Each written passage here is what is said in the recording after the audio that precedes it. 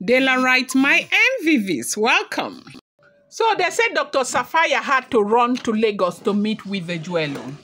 That what happened was that they were trying to call the jeweler the entire day her phone was off. And you do know that, sometimes she will just be having her time with the Lord and her phone will be off like that. Anytime the phone, even her own personal phone, where the great lion can reach her, goes off, you know that she's having her time with God. You will see that she will not, the entire phone, they say they continue to try the entire day to get to Dr. Sapphire, the jeweler. They could not. So what happened? They said, when the elders came to come and beg the great lion, remember when they came and they were begging and crying that nobody will ever touch the jewel again. Nobody will ever go anywhere close to the jewel again. That Ofarende will come and pass and they are going to be, stewards and ensure, like they will make sure that nobody says no one goes close to tries to do anything that will harm the return of the jewel. They were begging the great lion, dragging gold left, right, and center. They said the whole thing pissed off the great lion so much. It pissed off the great lion so much that when they started begging, he didn't get angry until one of them started saying nobody will ever go close to the jewel again. So what that meant is that they're all aware, they knew what they were doing. They say the great lion sat down there. He was not talking again. He became so angry that you cannot even look through his eyes. He was looking like something that they have never seen before. Dëstroy. You know, all of these things that people have been saying that the great lion is the only living deity, the only living deity, the only living deity. Maybe even themselves, they didn't even know. They did not even know. Just the fact that he's not carrying that array crown every day on his head, they saw him, or they have continued to see him as a normal person. Dëstroy. When this thing happened, they said they were scared. They were scared to a point where they brought Kabiesi's brother.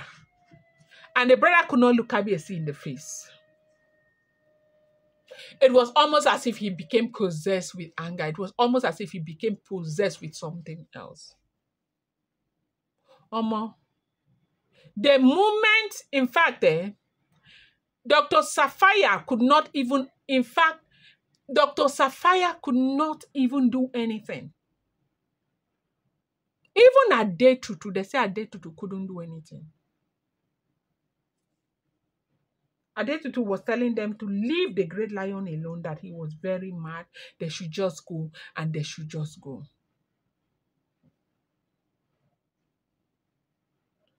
Dr. Sapphire was scared the moment she heard that the great lion was no longer answering anybody, that he had entered that frightening state where no matter, nothing mattered except justice and vengeance. They say she threw her coat on, and grabbed her emergency bag and ran straight to the car where they carried her, and that was how she was able to get herself, and she moved to Lagos, the royal mansion. The reason why she went to the royal mansion was to get the jewel into the palace. They said it was during this time they all saw the importance of the jewel. By the time her plane landed in Lagos, her heart was hammering like it wanted to break. Through her chest, her phone was vibrating nonstop with messages, and messages. People were, calling, chatting, talking to her from, the palace. When she finally reached the jewel, she didn't even, knock properly. She pushed the door and entered with her breath shaking. The jewel stood up immediately. Sapphire, what is happening?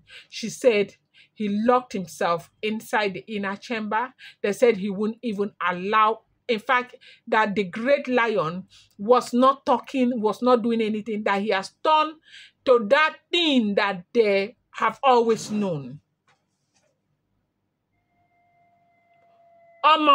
Even the jewel knows that thing, that person, that persona that the great lion usually turn to, that is very scary. Anger. That anger, it doesn't show it. You will see that almost like he's been possessed with something else. When the jewel heard what had happened, when the jewel heard what had happened, the jewel started praying. When the jewel started praying, they said Dr. Sapphire did not answer immediately. But she walked straight to her, took her hands and looked deeply into her eyes. Listen to me, she said, voice trembling, not from far, but urgency. If we don't act now, if you don't speak to him with your voice right now, Ogünjãyi will finish everybody. Ogünjãyi will destroy everything. Please, you need to come with me. Come, let's go. Let's go. Let's go. They said that was how, the jewel got, Dr. Sapphire and the jewel, they got to, they got back to Ile-Ife. They said that was how Dr. Sapphire and the jewel got back to Ile-Ife, de la rights. Wahala. They said when the jewel and Sapphire got to the palace, Sapphire, stayed back and the jewel went upstairs to that open room where the great lion was. Later, Sapphire came. The jewel was kneeling in front of the great lion, and the great lion was angry. They said Sapphire, the jewel started rubbing the hand of the great lion. Rubbing the hand of the great lion. Rubbing the hand of the great lion that was on his thighs, okay? The jewel held the hand and started rubbing the great lion. The jewel rubbed his hands for up to 15 minutes. 15 minutes before he came back to himself. Something that had gone on for over 4 to 5 hours. Anger. And they said where the great lion was going, if they had allowed the great lion, that he would have gone to a place where he would have probably ordered Ogünjãyi to finish, scatter everything, all of them, that things would have happened. Things would have happened if the jewel had not come. And they said it was then that they saw how powerful the jewel is, how powerful, her union with the great lion is. Nobody could doubt it anymore. If not for the jewel, nobody knows what would have happened. They said it was the jewel who started begging the great lion that it's enough, that the great lion should go ahead and bind Ogünjãyi. And they had to bind Ogünjãyi on Sunday night. That was yesterday night.